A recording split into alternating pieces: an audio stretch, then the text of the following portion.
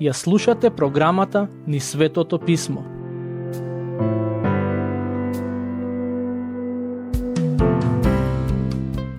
Драги слушатели, денешната епизода ќе ја започнеме со проучување на Псалм 91.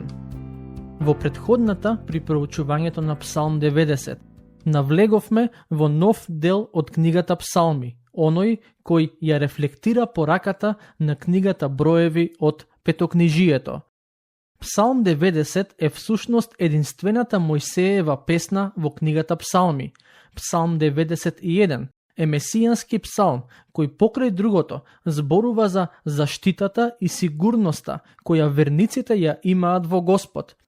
Всушност, ова е еден од најпознатите псалми во Библијата.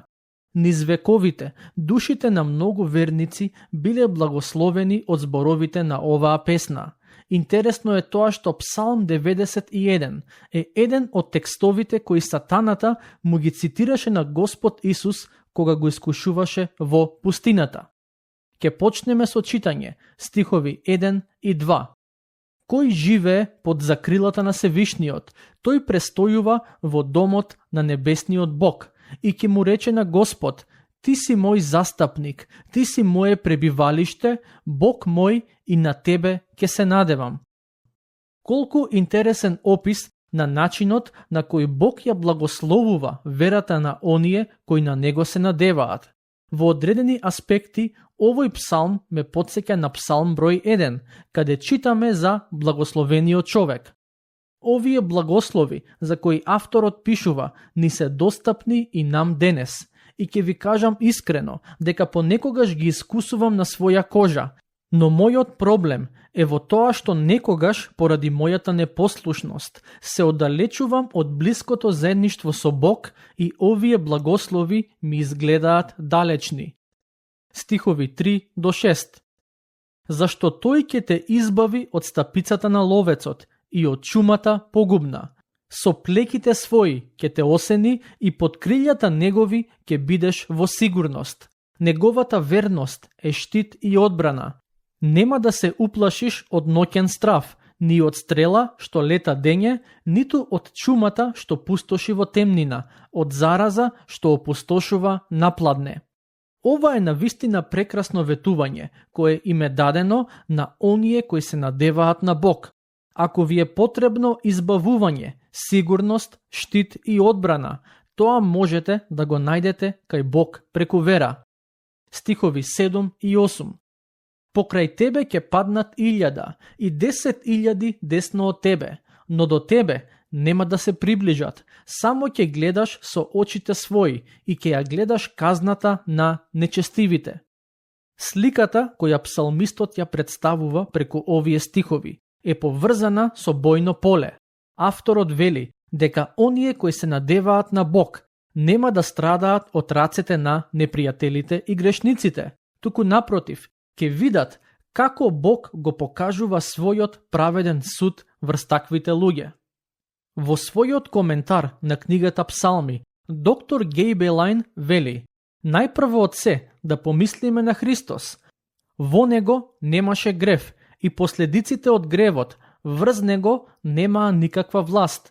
Во секој аспект тој беше совршен и бидејќи му веруваше на таткото и беше послушен на неговата волја, сатаната не можеше да го уништи. Христос не искуси страв, а и оние кои го следат верно ќе можат да живеат без страв, знаејќи дека ја имаат неговата заштита. Но вистина е дека нашите тела ги трпат последиците од гревот. Религиозните фанатици може да тврдат дека Божите деца не треба да се плашат од болести и смрт, но реалноста е поинаква.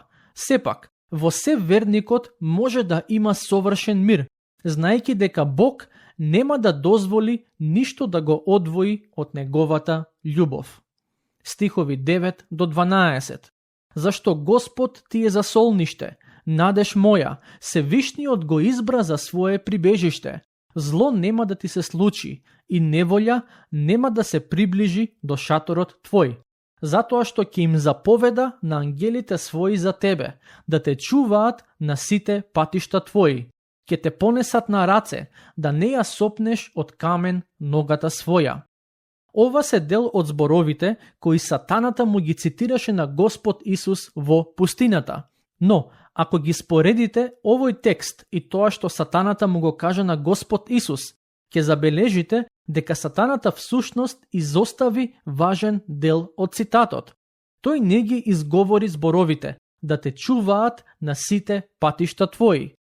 Не знам зошто го стори тоа, но генерално гледано од искушението во пустината, дознаваме дека сатаната го цитира писмото за да ги исполни своите цели, а тоа го прави обидувајќи се да ги извади од контекст светописните текстови.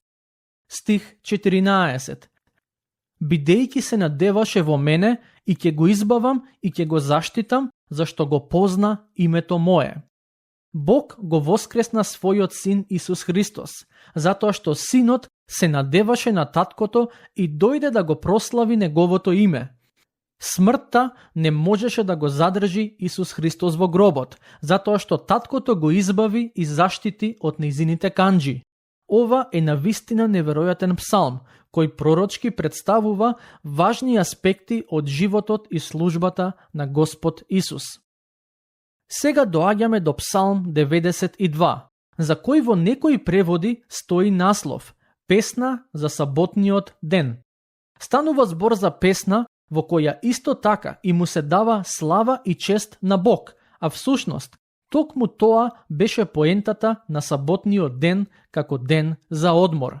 Стихови 1 и 2.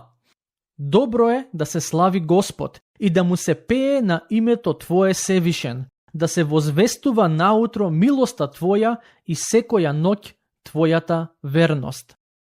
Навистина е добро и полезно, кога верникот уште од рано наутро му дава слава на Бог и на тој начин го започнува денот.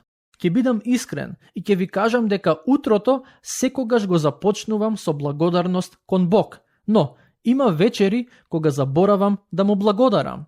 А и тоа е важно, да му благодариме на Бог секоја ноќ за неговата верност, бидејќи Бог бил со нас во се што ни се случило и во ниту еден момент не напуштил. Тоа е голем благослов кој се надевам дека ќе научиме повеќе да го цениме. Стих 6. Безумниот човек не ќе може да ги узнае, неразумниот нема да го разбере ова. Духовните вистини кои се откриени во Светото писмо не се за секого. Од една страна, тие се дадени за сите луѓе да ги знаат, но од друга страна, оние кои се безумни и неразумни, а тоа се оние луѓе кои не сакаат да поверуваат во Господ, тие не можат да ги разберат неговите зборови. За таквите во писмото се вели дека се сметаат себе си за добри и праведни, но сепак се залажуваат самите себе. Ним им недостасува здрав разум. Тие не го прифаќаат Господ, бидејќи нивните срца се помрачени од гревот. Стихови 11 и 12. Моите очи го видоа падот на непријателите мои, и ушите мои го слушнаа тресокот на побунетите против мене злосторници. Праведниот цути како палма, се издига како кедар леванонски. Во писмото палмата е символ за победа, а кедарот за сила и цврстина. Тие дрвја се слика за праведните, кои верно чекорат во заедништво со Бог. Сега доаѓаме до Псалм 93, кој е доста краток, се состои од само неколку стихови во кои се опева Господовото владење. Стих 1. Господ се зацари, се облече во величественост. Господ се препаша со сила, тој вселената ја зацврсти и нема да се разниша. Овој псалм ќе има особено значење кога Господ повторно ќе се врати и целосно ќе го воспостави своето царство и ќе го задуши бунтовништвото на неверниците. Тој ќе остане зацарен, а неговите непријатели ќе бидат казнети за гревот. Стихови 3 до 5.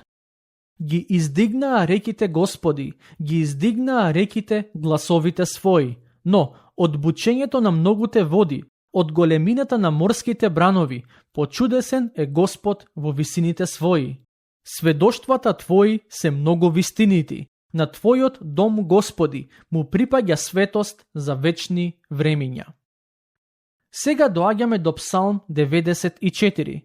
Всушност, почнувајќи од Псалм 94, па се до Псалм 100, имаме една секција на псалми кои пренесуваат слична пророчка порака, која се однесува на Господовото владење на земјата, односно на идните времиња. Ке почнеме со читање на првиот стих. Боже, Господи на одмаздата, Боже на одмаздата, покажи се. Очигледно е дека псалмистот бара Господ да го воспостави својот праведен суд на земјата. Тој бара одмазда за оние кои прават грев. И добро е што не ја зеде одмаздата во своји раце, туку му ја препушти на Господ. Господ Исус Христос еден ден ќе се врати и ќе му суди на светот. При неговото доаѓање, тој ќе ги исправи сите неправди помеѓу луѓето. А ние многу добро знаеме дека има многу неправда во овој свет. Кога ќе се соочиме со неправда, Господ не учи да не возвраќаме со иста мера, туку одмаздата да ја оставиме во неговите раце. Знам дека тоа некогаш е многу тешко, но е најдобро за нашите души. Стих 8. Вразумете се, вие што сте безумни, и дали вие, луѓе, некогаш ќе се опаметите? Оној кој го насадил увото, нема ли да чуе? И оној што го поставил окото, нема ли да види? Бог е дух, тој нема уши какви што имаме ние, но сепак слуша. Тој нема очи какви што имаме ние, но се гледа.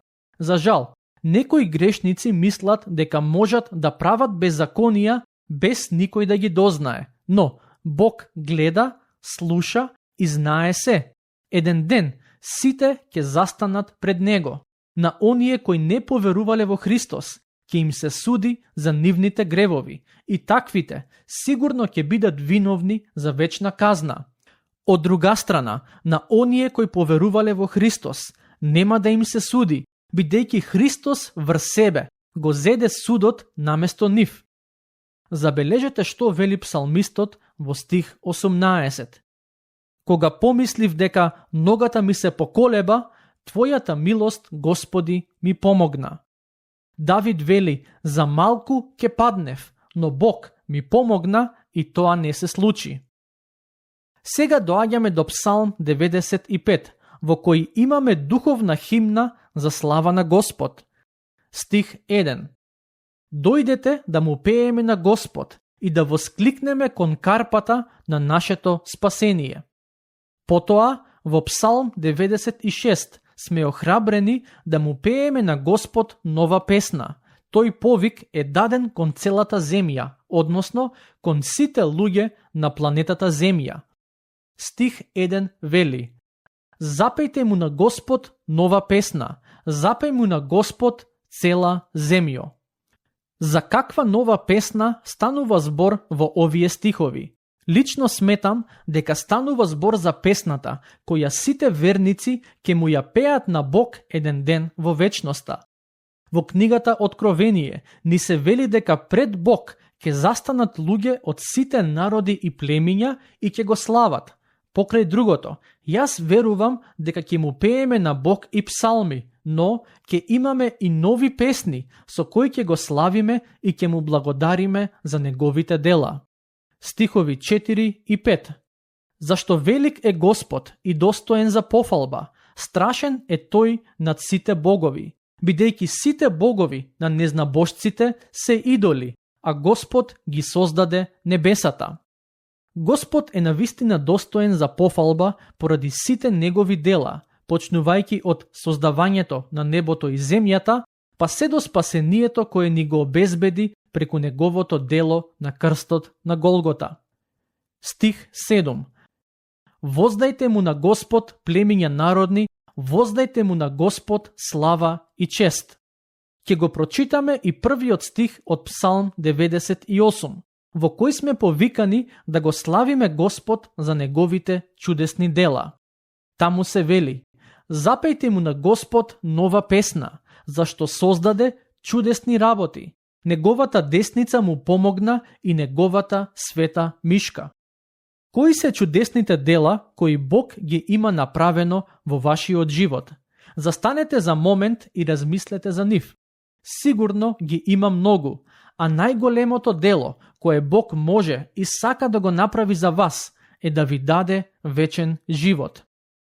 За крај ќе го прочитаме само првиот стих од Псалм 99. Таму се вели: Господ се зацари, нека треперат народите, тој седи на херувими, нека се затресе земјата. Ова е прекрасна песна за славење во која псалмистот го воздигнува Господ, но и како да ги повикува луѓето да дадат некаков одговор на фактот дека Господ е цар над се.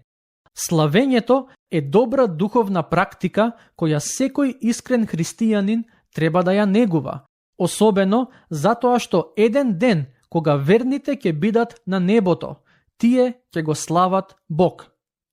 Во некоја од следните епизоди ќе го проучуваме Псалм 107, каде авторот не само што зборува за Господовата добрина, туку и ги повикува верниците да го направат истото. Се надевам дека овие псалми ќе ве поттикнат да го славите Господ и да ја согледате неговата добрина. Тој е добар, Бог е верен, неговата милост е навистина голема. Верата е таа која ни помага да го сватиме тоа. Бог се грижи и ќе се грижи за вас. Потребно е само да му верувате. До следниот пат, Бог нека ве благослови.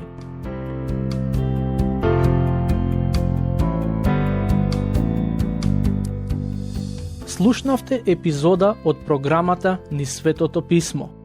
Можете да не слушате и преку мобилна апликација на нашиот YouTube канал и на подкаст платформите како што се Apple и Spotify. Ако ви се допаѓаат нашите епизоди, споделете ги и препорачајте ги на вашите пријатели. Бидете слободни да ни оставите свој коментар или да ни пишете на нашата имейл адреса nizsvetopismo@gmail.com. Следете ги нашите страни Низ Светото Писмо на Facebook и Instagram. Епизодите од оваа серија можете да ги најдете и на нашата веб страна ttb.twr.org.